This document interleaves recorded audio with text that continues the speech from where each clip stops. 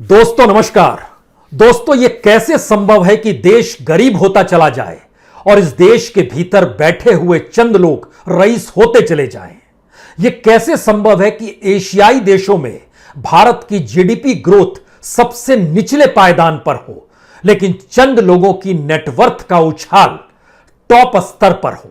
ये कैसे संभव है कि भारत के भीतर बैंकों से यह आवाज आने लगे कि अगर बैड लोन बढ़ता चला गया, लोन लेकर ना लौटाने वालों की तादाद बढ़ती चली गई, यानी एनपीए बढ़ता चला गया, तो उनकी स्थिति नाजुक दर नाजुक होती चली जाएगी और इसी दौर में बैंक लगातार कंगाल होते चले जा रहे हों।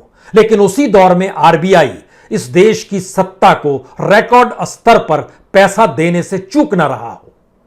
दुनिया के मानचित्र पर भारत के भीतर जब उत्पादन से जुड़े हुए लोगों की तादाद 50% तक कम हो जाए, बाजार ठप नजर आने लगे, यानी पैसों की आवाजाही बाजार के दृष्टिकोण से लगभग चूक चुकी हो, इस देश के भीतर में इंडस्ट्रियलिस्ट और कॉरपोरेट के सामने भी एक तरह का संकट हो, लेकिन चंद हाथों में सिक्के कुछ इस तरीके से खनकते नजर आए कि उनकी नेटवर्थ दुनिया के मानचित्र पर सबसे ऊंचाई को छूने लगे, तो फिर यह एक अजूबा नहीं है बल्कि मौजूदा वक्त में भारत का एक अनूठा ऐसा सच है जिसे परखना चाहिए, जानना चाहिए।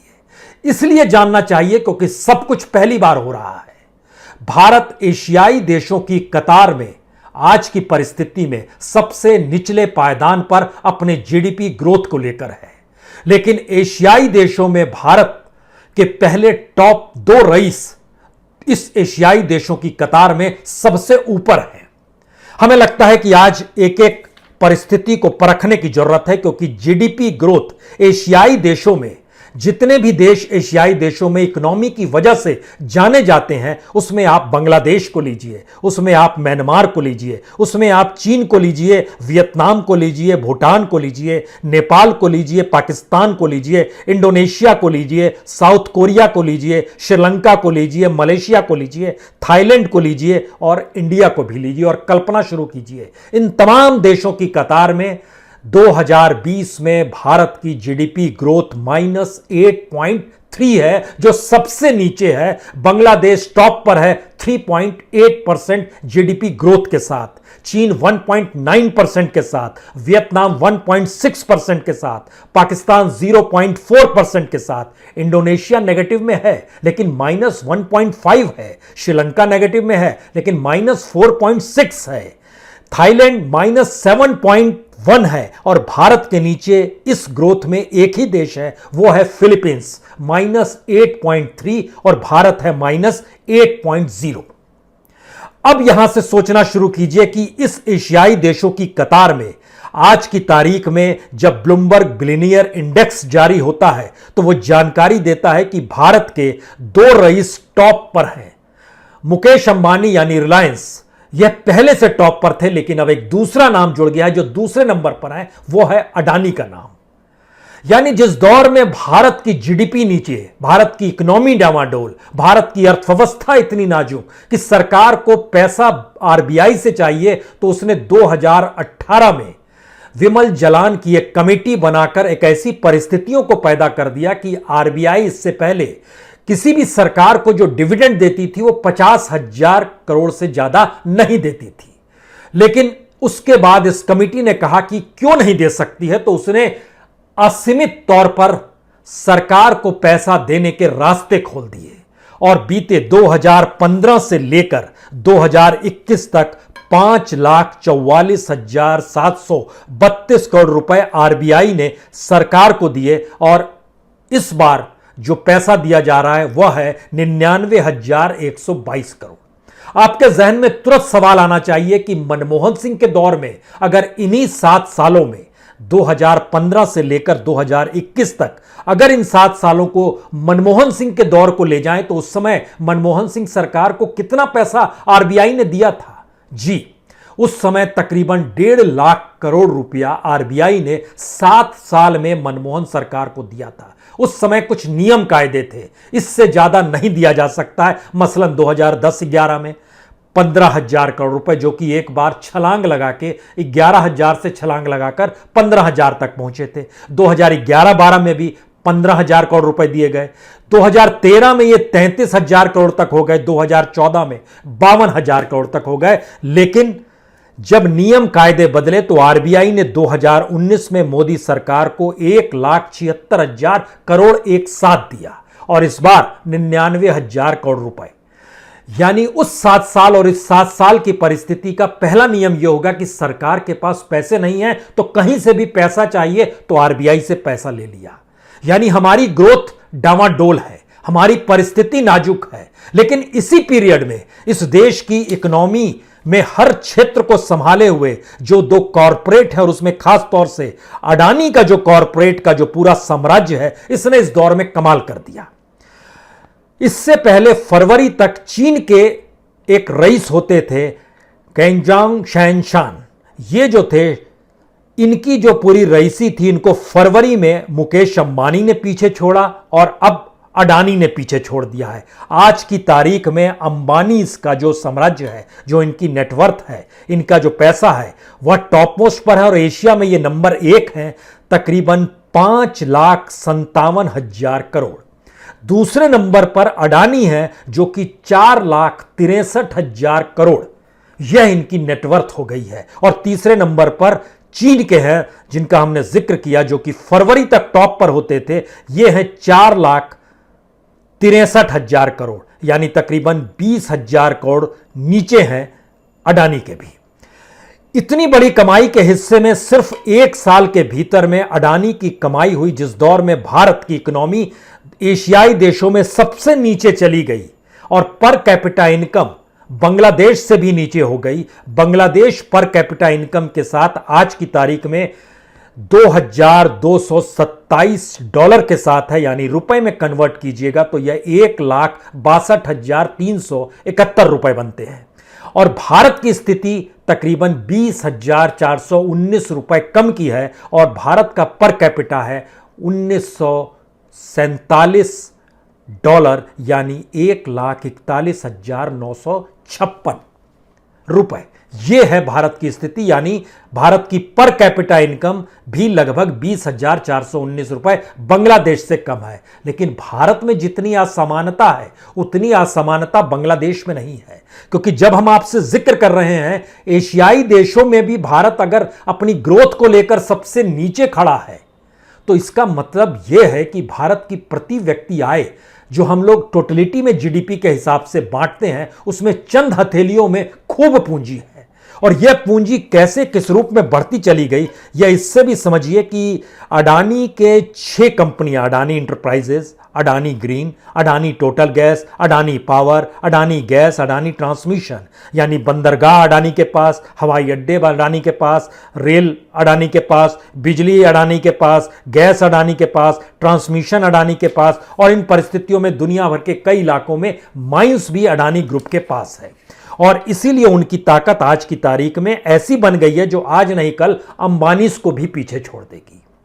यहां पर एक सवाल किसी के जहन में भी आएगा कि जिस 1 बरस में कितनी कमाई हो गई, जिनसे इस 1 बरस में आपको जानकर हैरत होगी, तकरीबन $33.8 बिलियन की कमाई इस 1 बरस में हुई है। इसको अगर रुपए में कन्वर्ट कीजिएगा तो 2,40,000 करोड़ की कमाई। भारत की इकोनॉमी डामाडोल, जैसे ही हम बोलते हैं हम अडानी पर आए, उससे पहले हम आपको भारत की एक परिस्थिति से परिचित करा दें, क्योंकि भारत के भीतर इंडस्ट्रियलिस्टों और कॉरपोरेट की स्थिति कोई अच्छी नहीं है। इस दौर में जितने भी प्राइवेट सेक्टर के इन्वेस्टमेंट को लेकर नए प्रोजेक्ट हैं, पहली बार है बीते 15-17 सालों में सबसे कम पैसा प्राइवेट सेक्टर ने नए प्रोजेक्ट्स पर लगाया है, जो कि 5,18,000 करोड़ है। 2005 में इससे पहले सबसे कम पैसा प्राइवेट सेक्टर ने लगाया था इन्वेस्टमेंट को लेकर, वो था 5,63,000 करोड़। यानी 2005 की स्थिति से भी बुरी स्थिति में इस देश के भीतर के इंडस्ट्रियलिस्ट और कॉर्पोरेट्स भोग रहे हैं। लेकिन जैसे ही जिक्र अडानी जी का होगा, कमाल की बात हो जाएगी। और वो चीजें इसलिए फैलती चली जाएंगी क्योंकि 2014 में जब इस देश के प्रधानमंत्री नरेंद्र मोदी नहीं बने थे, उस वक्त अडानी की जो नेटवर्थ थी वो सिर्फ 51,000 करोड़ की थी। आज वो बढ़ते बढ़ते बढ़ते बढ़ते 4,84,000 करोड़ की हो गई। कमाल की ग्रोथ है। यह ग्रोथ अगर अंबानीज के साथ जोड़िएगा तो अंबानीज की 2014 में जो नेटवर्थ थी वह तकरीबन 23 बिलियन डॉलर की थी। 23 बिलियन डॉलर से बढ़कर वो 76 बिलियन डॉलर पर आए, जबकि 7 बिलियन डॉलर से बढ़कर अडानी वो पहुंच गए 66 बिलियन डॉलर पे। यह रफ्तार है, और इस रफ्तार के भीतर में इस देश की इकोनॉमी का जिक्र जैसे ही हम आपसे करना शुरू करेंगे तो आपको यह जानना चाहिए कि भारत के प्राइवेट सेक्टर्स ने अगर नए प्रोजेक्ट में सबसे कम पैसा लगाया है तो इसकी दूसरी स्थिति यह है मैन्युफैक्चरिंग सेक्टर में। 2016-17 में मोदी सरकार ने कुछ नई पॉलिसीज शुरू की। 2016-17 में भारत के जो कामगार काम करते थे मैन्युफैक्चरिंग सेक्टर में, उनकी संख्या थी 5 करोड़ 10 लाख। 2016-17 में भारत के डिमोनेटाइजेशन के बाद और फिर जीएसटी को लेकर जो भी इकोनॉमी को लेकर एक रिफॉर्म की बात प्राइम मिनिस्टर मोदी ने जो की, उस समय 5 करोड़ 1 लाख लोग काम करते थे। आज की तारीख में काम करने वालों की संख्या 2 करोड़ 73 लाख है, यानी लगभग 2 करोड़ 40 लाख लोगों की नौकरी इस दौर में चली गई, सिर्फ मैन्युफैक्चरिंग सेक्टर में। और अगर आप रियल एस्टेट कंस्ट्रक्शन का जैसे ही जिक्र करेंगे और भारत की इकोनॉमी के पन्नों को पलटना शुरू करेंगे तो फिर आपको याद होगा कि 2004 से लेकर 2011 तक भारत के भीतर में जो रियल एस्टेट की जो ग्रोथ थी, जो कंस्ट्रक्शन की ग्रोथ थी, वो कमाल की ग्रोथ थी, और उसने पूरी भारतीय इकोनॉमी को मजबूत कर दिया, रोजगार दे दिया। कमाई इस देश के भीतर हो रही थी, लोग बैंकों से लोन लेते थे, चुकाते थे, घर खरीदते थे, गाड़ी खरीदते थे। लेकिन रियल एस्टेट और कंस्ट्रक्शन के सेक्टर में 2016-17 में यानी मोदी गवर्नमेंट आ गई थी, रेरा तब तक नहीं बना था, या जो भी नियम कायदे रिफॉर्म को लेकर जो भी सोचिए, उस समय लगभग 6 करोड़ 90 लाख लोग रियल एस्टेट और कंस्ट्रक्शन से 2016-17 में जुड़े थे। आज की तारीख में उनकी संख्या 5 करोड़ 37 लाख हो गई, यानी लगभग 2.5 से 3 करोड़ लोग वहां पर भी कम हो गए।